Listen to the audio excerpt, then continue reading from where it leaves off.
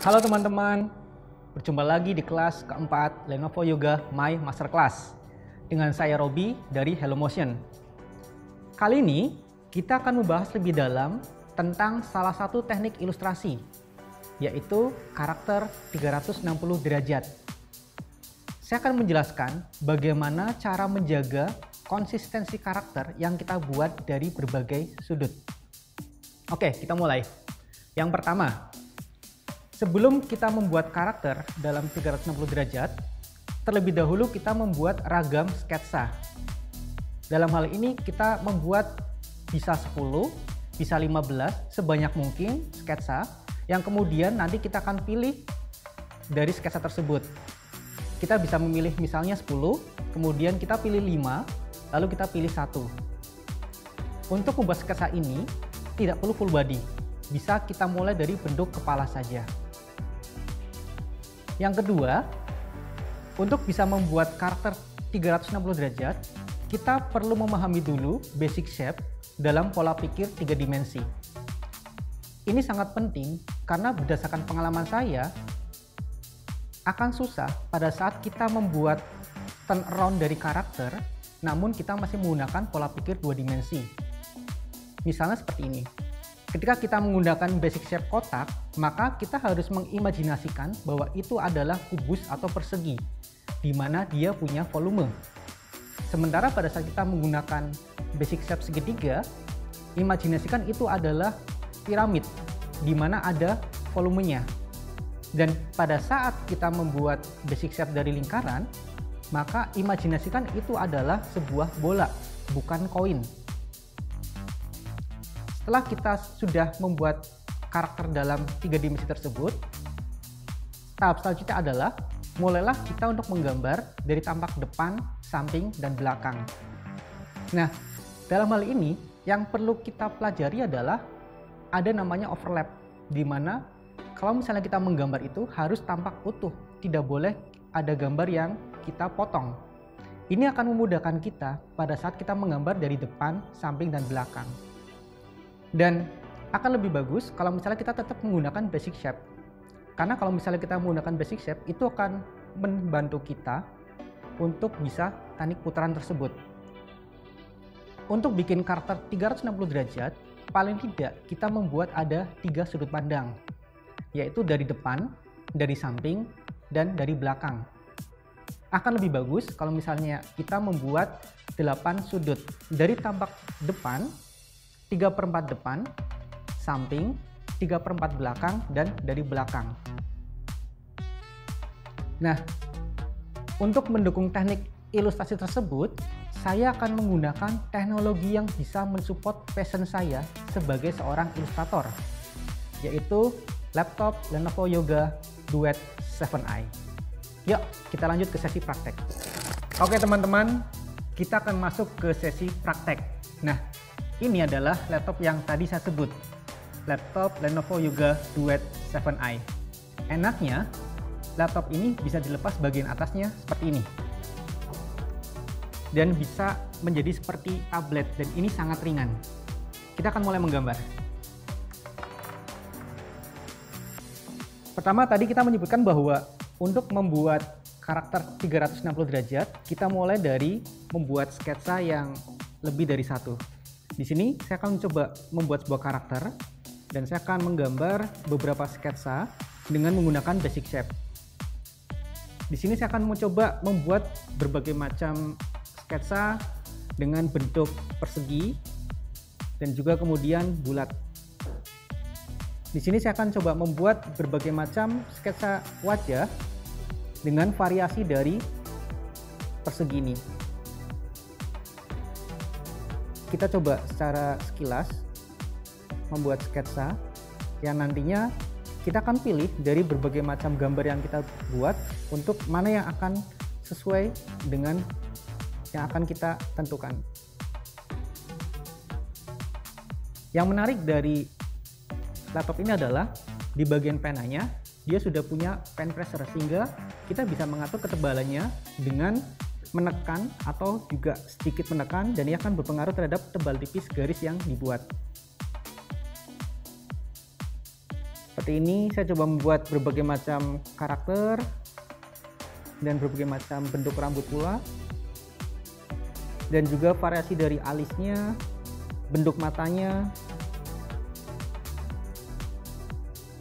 Dalam kita membuat sketsa, hal yang perlu diperhatikan adalah jangan menarik garis tipis-tipis. Jadi kita harus menarik garis lebih panjang. Karena apabila kita menarik garis tipis-tipis, nanti sketsa itu akan jadi tidak menarik. Kita coba biasakan satu tarikan garis dan itu selesai.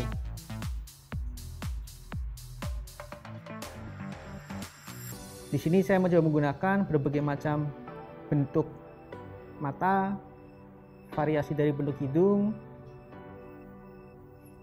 Sekarang kita coba membuat lagi sketsa-sketsa yang lain. Kita ambil dari segitiga. Tentunya pada saat kita membuat sketsa tersebut berdasarkan dari basic shape ini, otomatis maka bentuk dari mata dan juga hidung akan menyesuaikan dengan bentuk dari basic shape ini.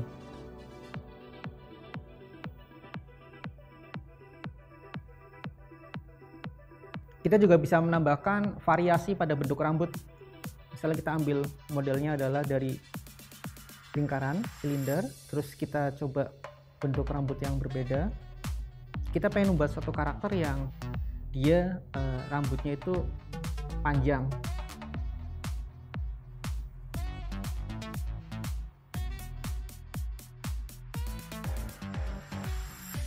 Nah, setelah kita membuat berbagai macam sketsa-sketsa gitu kan, kita bisa tentukan mana yang menurut kita terlihat lebih menarik. Dalam hal ini saya akan menggunakan sketsa yang nomor 3 ini, di mana basic shapes-nya adalah dari persegi. Setelah kita menentukan dari gambar ini, sketsa nomor 3 ini, barulah kita mencoba menyusun menggunakan pentaline untuk proporsi badannya. Kita membuat dulu kepalanya. Kita menggunakan pentaline, ada 5 garis, 1, 2, 3, 4, 5.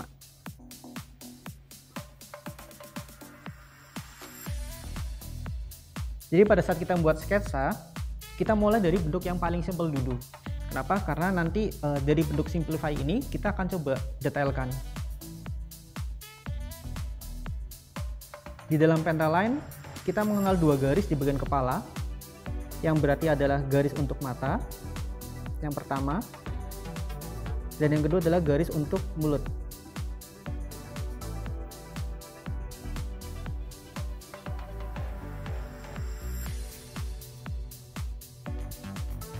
Ingat bahwa panjang tangan tidak boleh lebih dari setengah paha. Kenapa? Karena misalnya kita membuat tangan panjang sampai ke lutut, maka akan terkesan seperti gorila gitu kan. Jadi harus di bawah dari setengah paha ini. Jadi ini adalah kakinya. Ini dinamakan dengan setengah paha. Jadi tidak lebih dari setengah paha ini. Ini di bagian lututnya.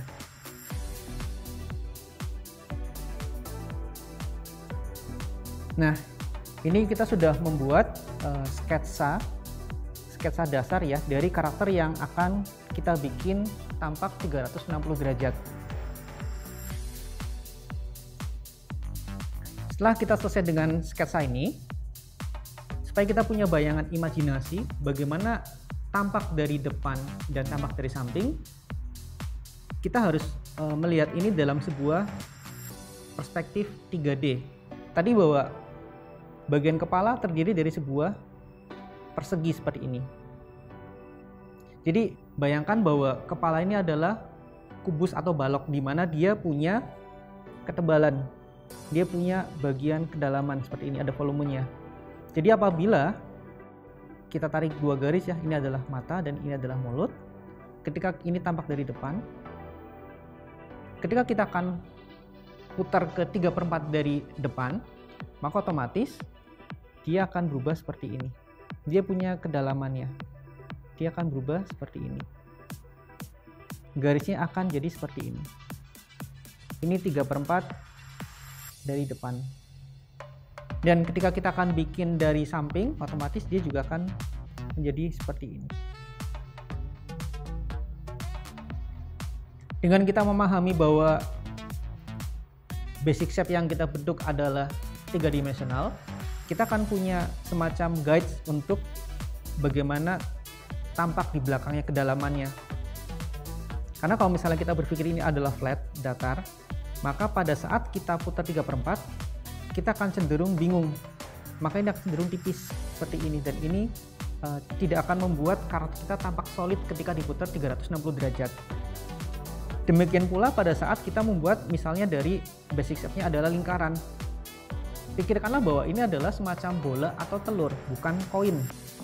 Karena kalau misalnya kita melihat ini seperti koin, ketika kita putar 3/4, maka dia akan tipis seperti ini. Dan bagian kedalaman itu jadi sangat kecil. Tapi misalnya kita bikin ini adalah sebuah telur atau bola, dan pada saat kita putar 3/4, maka dia akan jadi seperti ini. Jadi ada semacam kedalaman ruang di sini. Ini akan membantu kita untuk membuat karakter dalam 360 derajat. Kita coba terapin metode ini ke dalam gambar yang sudah kita bikin ini. Untuk pertama, supaya tampak stabil, kita bisa gunakan semacam guide, biasa disebut dengan model sheet, di mana kita bikin panduannya bahwa tingginya adalah sekian, lalu bagian bawahnya sekian. Jadi kita membuat semacam guide gitu kan, garis imajiner bahwa karakter ini tingginya adalah sekian, berapa senti, kemudian lalu kita akan mulai gambar. Kita gunakan pencil line kayak tadi. Ingat bahwa ini adalah sebuah kubus, dan di sini juga kita akan membuat gambarnya 3/4. Lalu di sini kita buat dari samping. Supaya lebih stabil, biasanya kita juga bisa menambahkan garis satu lagi bahwa ini adalah tanda dari bagian dagu. Nah, kemudian kita kasih tanda bahwa ini adalah bagian dari bahunya, lalu ini badannya. Dengan garis bantu seperti ini, kita akan tetap konsisten menjaga putaran tampak 360 derajat. Kita coba masukkan tadi bagian badannya. Nah, bagian badan juga sama. Misal ini adalah konstruksinya adalah sebuah balok, maka bagian sini pun sama. Dia akan jadi seperti balok pula. Jadi pada dasarnya pada saat kita membuat desain karakter 360 derajat itu, kita jangan langsung finishing ke akhir gitu kan. Kita coba dari sketsanya dulu, kita bangun persepsinya bahwa basic shape-nya itu apa. Kalau misalnya kita sudah dapat bayangan, itu akan lebih memudahkan kita.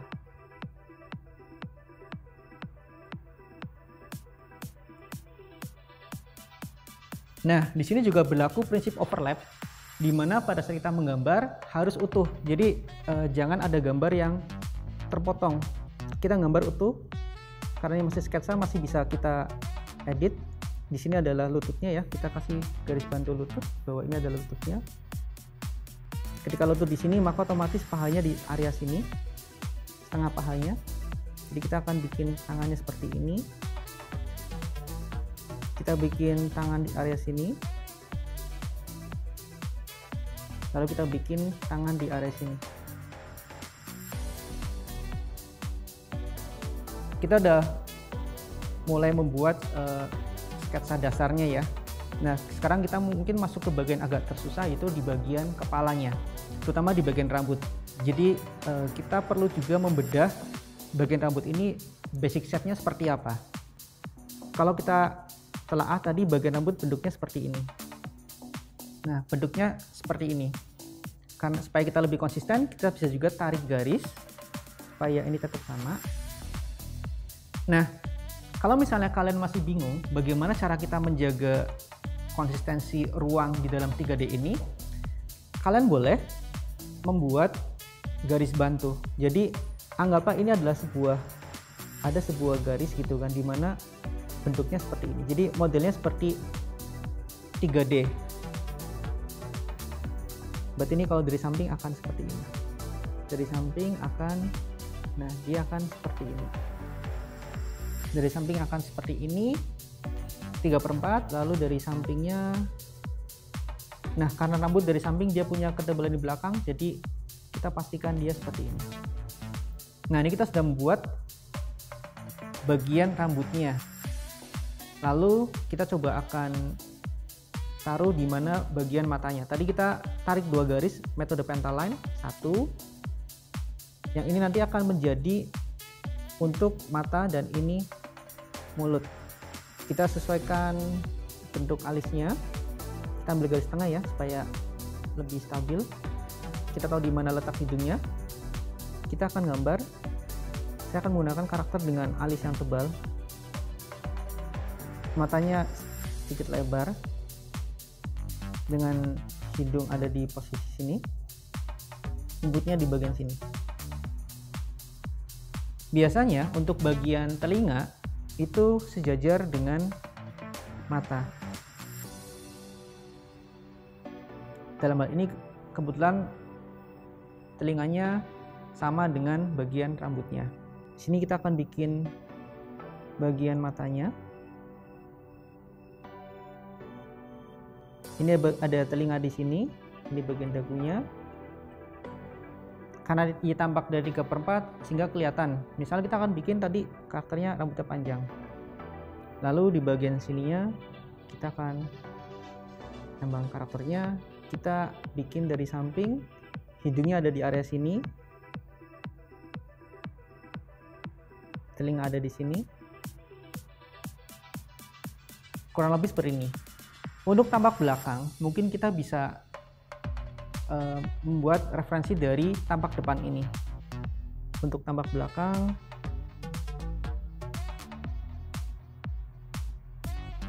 jadi jangan takut untuk menggores dengan 1 kali goresan pada saat kita buat sketsa. Dan kita bisa latihan dengan cara gimana caranya kita menarik garis dengan sekali tarik. Yang bergerak adalah bagian tangan kita. Jadi bagian lengan ini itu nggak bergerak gitu kan. Jadi kita biasakan nariknya seperti ini.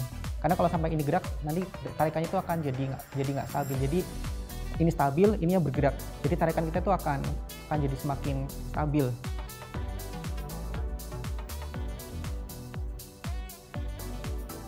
Kita ambil dari belakang ya rambutnya, karena dari belakang seperti ini.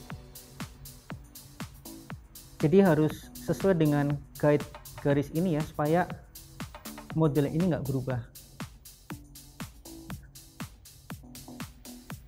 Ini kurang lebih sudah jadi karakter 360 derajat. Di sini kita membuat dari tampak depan, tampak 3/4 dari depan, lalu tampak samping dan tampak belakang. Ini adalah bentuk minimal ya, misalnya kita harus bisa membuat ini supaya nanti ketika kita membuat ragam ilustrasi, kita bisa membuat dalam berbagai macam pose. Setelah ini selesai, nanti baru kita akan finishing. Kita akan coba di clean up, kita akan membersihkan kembali, kita akan menggambar ulang ini dalam teknik dalam menggunakan pensil atau pen yang sudah kita sepakati gitu, lalu kita kasih warna sehingga hasil itu akan stabil. Tipsnya lagi adalah ketika kita membuat gambar ini selalu gunakan pola pikir 3D. Jadi kalau misalnya kita masih belum terbiasa, coba biasakan kita bikin semacam wireframe. Jadi kalau misalnya kita melihat modelnya seperti ini, kita mungkin bisa gunakan warna bahwa oh ini adalah bagian tangannya di sini dan dia punya volume. Jadi pada saat kita membuat gambar misalnya wujudnya adalah seperti ini. Kita tentukan dulu bagian tengahnya mana, dan bagian tangan ini mengikuti dari kontur. Jadi kita mengenal ada namanya kontur. Jadi garis ini mengikuti dari bentuknya. Jadi garis ini nggak mesti harus selalu flat, tapi bisa mengikuti bentuk. Nah, sehingga kita bisa membuat gambar dalam 3 dimensi. Nah, dengan kita membuat semacam bantuan wireframe kayak gini, kita jadi tahu, oh ternyata bahwa ini adalah sebuah lengkungan, bukan flat seperti ini. Nah, metode ini kalau kita terapin di dalam karakter 360 derajat akan sangat membantu, karena nanti akan berpengaruh juga pada saat kita menerapkan shading, bayangan atau highlight. Dan ini juga akan membantu kita mengimajinasikan, terutama mungkin bagian-bagian yang agak rumit ya. Jadi kalau misalnya kita menemukan sebuah gambar gitu kan yang terlihat lebih rumit, sebenarnya pola kita adalah coba cari tahu dulu bentuk dasarnya kayak apa. Jadi misalnya kita menemukan gambar pestol gitu kan, kita jangan langsung melihat bahwa gambar pestol itu bentuknya seperti apa. Kita coba scanning manual gitu kan dalam pikiran kita, oh bentuk dasarnya adalah pestol itu cuma persegi dan persegi panjang dan misalnya persegi pendek seperti ini. Nah kemudian kita bikin 3/4-nya. Ini kalau misalnya kita ubah dalam 3/4, berarti dia akan bentuknya akan seperti ini gitu kan. Bentuknya akan jadi seperti ini. Jadi ketika kita membuat itu dalam bentuk basic shape-nya, itu akan menolong kita untuk mengimajinasikan segala macam bentuk. Jadi pesan saya adalah, ketika kalian akan mendesain sebuah karakter, selalu mulai dari pola pikir basic shape dulu. Jangan langsung ke detailing. Detailing itu adalah hal terakhir. Kita mau bikin pesawat, mau bikin robot, mau bikin monster, mau bikin karakter apapun, selalu mulai dari basic shape-nya dulu. Dengan kita membuat basic shape kayak gini, ini akan memudahkan otak kita untuk mengimajinasikan secara 3 dimensinya. Setelah kita sudah bisa seperti ini, baru kita kasih detailing. Oh, di sini tuh ada seperti ini, gitu kan. Lalu di sini ada seperti ini. Nah, jadi kita tinggal masukin aja di sini. Oh, ini masuk. Jadi kita bisa tinggal memasukkan detailing-detailingnya. Ini akan lebih memudahkan kita untuk membuat dalam 360 derajat. Sehingga nanti kita bisa finishing gambar ini dengan lebih clean ya. Kita akan, dan biasakan selalu menarik garis, satu tarikan garis. Kalian bisa memulai dengan teknik scribble. Kalau belum yang terbiasa, kita ada namanya teknik scribble. Jadi kalian mencoba membuat sebuah gambar dari istilahnya coret-coretan, dan itu nggak boleh berhenti gitu kan. Ini bagus untuk kita latihan teknik membuat sketsa. Jadi bisa membuat misalnya kayak kita membuat sebuah vas gitu kan, tapi tidak boleh garisnya putus. Nah ini akan membiasakan kita untuk membuat sketsa. Kalau kita masih terbiasa dengan sketsa seperti ini, pendek-pendek seperti ini, nanti ini akan mempengaruhi bentuk juga. Ini akan jadi sangat lambat, dan nanti kita jadi nggak membuat karakter itu nggak dinamis seperti itu. Oke, ini kita sudah selesai membuat sketsa 360 derajat. Habis ini kita akan finishing gambar ini dengan cara clean up, kemudian coloring, dan juga memberikan shading supaya objek ini tampak solid berputar 360 derajat. Oke, sekarang saya akan melanjutkan sesi finishing dari tadi yang sudah saya buat. Nah, bagian yang mau saya finishing kali ini adalah sketsa dari karakter 360 derajat. Tentunya, saya tetap akan melanjutkan sesi finishing ini dengan memakai laptop Lenovo Yoga Duet 7i yang memiliki performa dan komputasi yang sangat baik dan mendukung kegiatan digital ilustrasi. Saya akan memulai dari salah satu tampak depan seperti ini. Saya akan mencoba untuk finishing, menambahkan beberapa detailing.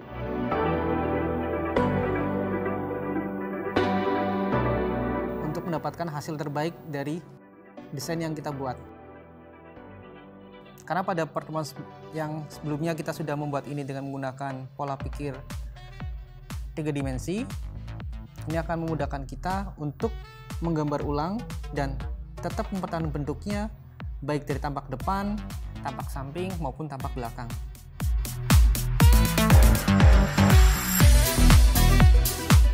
Dengan menggunakan metode-metode yang sudah kita pelajari, kemudian pola pikir 3 dimensional ini, kita akan mampu mempertahankan konsistensi gambar sehingga gambar tidak akan berubah baik dari tampak depan, samping maupun belakang.